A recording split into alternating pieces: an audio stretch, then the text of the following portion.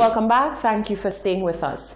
Former Babonneau MP Alvina Reynolds is speaking on behalf of a woman from a neighboring community whose house was damaged by a motorist who veered off the road and into her dwelling house. With over a week since the incident and the victim still forced to live in a damaged house, Reynolds says she would have been helped if a fully functioning distress fund was still in effect today. Everybody can remember that a vehicle entered the house about 2 weeks ago, and up to Sunday, nothing has happened in terms of the driver of the vehicle coming forward to take care of the damage that he has done to her home. The insurance company for the car, they have not come through at all. Now I'm saying in a case like that, I want to applaud the Adventist Church of Balata, but I'm saying in a case like that, if the distress fund was there, this sister would not be suffering like that. She's wide open and at risk because the house has no door. It's a tarpaulin thrown over, and the driver from Forrester, you know who you are, I'm not even going to call your name. You should do the good thing as a civilian, as a brother, because she's a mom, she's a sister. She just buried her mother a few weeks ago, and she has to go through that trauma of having her house wide exposed, and she could be raped, she could be attacked, she could be robbed. So I'm saying this is heartless. So I'm asking the Prime Minister to reinstate the distress fund. So people like Priska, when these things happen to them, they can give at least a couple $1,000 to put the house back in order, because I'm calling on him to do the humane thing. That was former Babonneau MP and former Health Minister Alvina Reynolds. In what is seemingly becoming routine, the first parliamentary sitting for the year would not be a normal one without a clash between one or more members of the local press and politicians. On Tuesday morning, it did not take too long before there was an eruption featuring the usual suspects. Rochelle Gonzalez reports. Today, Tuesday the 10th of February, was the first parliamentary sitting for the House of Assembly for the year 2020. And of course, as you can expect, members of the media did not hesitate to seize this opportunity to ask the parliamentarians questions on the many burning topics out there today. Members of the media did not have long to wait before a back and forth ensued between journalist Janica Simon and Transport Minister Guy Joseph. This was not the first time that the two have butted heads. The matter began when Simon attempted to ask Joseph a question, and she was ignored once again, as she has been done many times in the past. I wanted to ask you a question based on your portfolio of public transportation. One of my employees witnessed a bus driver on the Grosley route asking a student to get off of his bus. Are these all the questions? Yeah. So I have a question for you. I have a question for you. But my position is I have a question for you. Are you going to speak about your portfolio in the Ministry of Transport? Huh? So you can shake my hand off camera but not answer my question on But camera. you know that, I told you that. No, but why is that? You really need to tell me why. I have not misconstrued anything that you said, and you refuse to answer questions from me as the news editor of a media house. So don't you think that this is a bit ridiculous? I mean, seriously now. Seriously. I have made my position very clear. Your portfolio in the Ministry of Transport. A bus driver has questions. a bus driver. Yeah, but which a reporter bus driver is. Moments after her snubbing, Simon expressed her thoughts on what transpired. Guy Joseph continues to refuse to answer my questions. I have no idea why. I have not asked him anything controversial today, and I really feel extremely disappointed that an elected member of parliament continues to treat a member of the press with disrespect and disregard. Thank you. If at first you don't succeed, try again. And that is exactly what Simon did in her quest to get an answer, only this time she successfully questioned Education Minister Dr. Gail Rigobert on the incident. The minister said this particular incident hit close to home for her. I'm happy that you've raised the issue regarding the students being barred from boarding buses. I too was a victim of that. And it surprised me when I grew up and became an adult and the same bus drivers were soliciting me to travel with them. So I know exactly what you speak of. Evidently, we need to do more by way of educating our bus drivers as to how they should treat with students appropriately in that regard. The day did not go down without its fair share of controversy. However, Parliament continued, and so did the business of the nation. Reporting for Hot 7 News, I'm Rochelle Gonzalez. Education Minister Dr. Gail Rigobert and former educator and Senator Gibeon Ferdinand share conflicting views on the efforts being made to safeguard the children of the nation from the dreaded new coronavirus. Whilst Dr. Rigobert says the ministry is taking active steps to have schools and teachers ready for the inevitable, Ferdinand says he believes there is a serious lack of preparation. Rochelle Gonzalez tells us more in this report. As St. Lucians continue to hunker down, waiting for the inevitable arrival of COVID-19, one of the major areas of concern is the protection of the nation's youth, particularly at school. Speaking on the concerns outside the House of Assembly on Tuesday morning was both the Education Minister Dr. Gail Rigobert and former educator Gibeon Ferdinand. Whilst both parties expressed concerns on the matter, their views on how it is currently being handled were conflicting. Dr. Rigobert, for instance, stated that from day one, the ministry has been key stakeholder in the engagements with the Ministry of Health. She said her ministry has been represented at the various meetings and that they are on the front line of the pending battle. And I want to applaud the efforts of my team and the Ministry of Health, who have been working together to ensure that we are very clear about the protocols and guidelines. I know too that we've met with various stakeholders such as principals and other persons in the sector so as to ensure that everyone is clear on what should should obtain.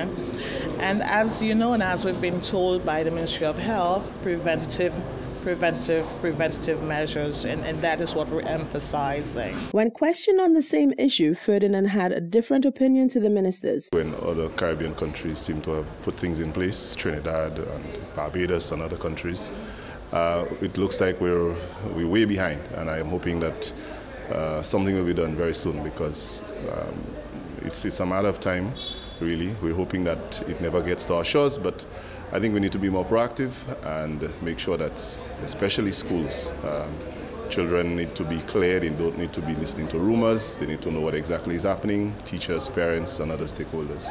So I think we would need to know that there are certain protocols in place, and they be put in place as soon as possible. Ferdinand said the mere fact that parents are scared to send their children to school is testament that there is a serious lack of information being disseminated. If parents are deciding not to send their children to school, it's because they're not sure what to do, and that is why the education process has to begin, and it has to be very clear. If parents know what to do, if they know what's going on, they'll make wise decisions, they'll make informed decisions. If they're not sure, they'll speculate, they'll panic, and they may decide not to send children to school, and it will be ill-informed. So the better, the quicker the information is there, the quicker we can make sound and clear decisions with the protocols. I think it'll be better for teachers, parents, students, and all stakeholders. So that is why it's important that something be done, and there needs to be a clear direction as to what is the state of preparedness and how are we going to manage particularly schools. To date, there are no confirmed cases of COVID-19 in St. Lucia. Reporting for Hot 7 News, I'm Rochelle Gonzalez. Minister for External Affairs Sarah Flood-Bowbray is denouncing prejudice and xenophobia brought on by fears surrounding COVID-19. Her comments come against the backdrop of reports of discrimination toward people of Asian descent here in St. Lucia. Genevieve Gonzaga reports. The issue of xenophobia, or the strong dislike or prejudice against people from other countries, is not a particularly new issue. However, with the rise of the novel coronavirus, the Department of Health announced that it has received a number of reports of discrimination towards people of Asian descent. Minister for External Affairs Sarah Flood-Bowbray denounces such behavior and calls for empathy and compassion on the part of citizens. Meantime, what we need to remember is that whilst we take all these precautions, that we are dealing with human beings who are ill, and persons who are ill need care. They need compassion, they need attention. And let's just remember, we don't need to do anything to contract this virus. We just need to be. We just need to be existing. We just need to be breathing. Flood believes that the xenophobia and discrimination that the new coronavirus has sparked may potentially affect the economy. What happens when there is discrimination or when there is a fear of it is that it drives the epidemic underground, because people will be scared of saying, well, I've been to a country, this is where I've come from. People will try to hide their symptoms, and that will not help the situation. Flood Bobre has also appealed for members of the public to pay heed to advisories regarding proper hygiene practices to stop the spread of diseases. What we all have to remember is that we need to observe the guidelines, we need to observe the practices so that we can all be safe, bearing in mind that one can carry the virus and transmit it without themselves being ill. So we really don't know who is potentially carrying the virus. The minister implores all to remember that the response to such situations must always be appropriate, yet measured, as we are dealing with people and their human rights, whether they are sick or not. Reporting for Hot 7 News, I am Genevieve Gonzalez. Minister for External Affairs Sarah Flood Bobre is denouncing prejudice and xenophobia brought on by fears surrounding COVID-19. Her comments come against the backdrop of reports of discrimination toward people of Asian descent here in St. Lucia. Genevieve Gonzaga reports. Continuing efforts to bring awareness about coronavirus and its prevention, the Department of Health and Wellness recently hosted sensitization sessions with primary and secondary school principals. Medical Officer of Health Dr. Glensford Joseph says this session was extremely important as it provided principals with the opportunity to review and update their response plan for COVID-19 in the schools. It is important to know that the management of COVID-19 requires a multi-sectoral approach. And within the education system, especially the schools, we know we have large gathering of children. As such, it is important for the Ministry of Education to ensure that their plans are up to date so that they can prepare for and respond to the event of COVID-19 importation into St. Lucia. School Safety Officer in the Department of Education, Bernice Kudra, says he's very pleased with the collaboration between the Department of Education and the Department of Health to sensitize the principals, given that coronavirus can have a significant impact on the schools. The information that they will be gathering today will better equip them so that when they get to their schools, if perchance there were to be any case, they would know the best way to deal with the situation.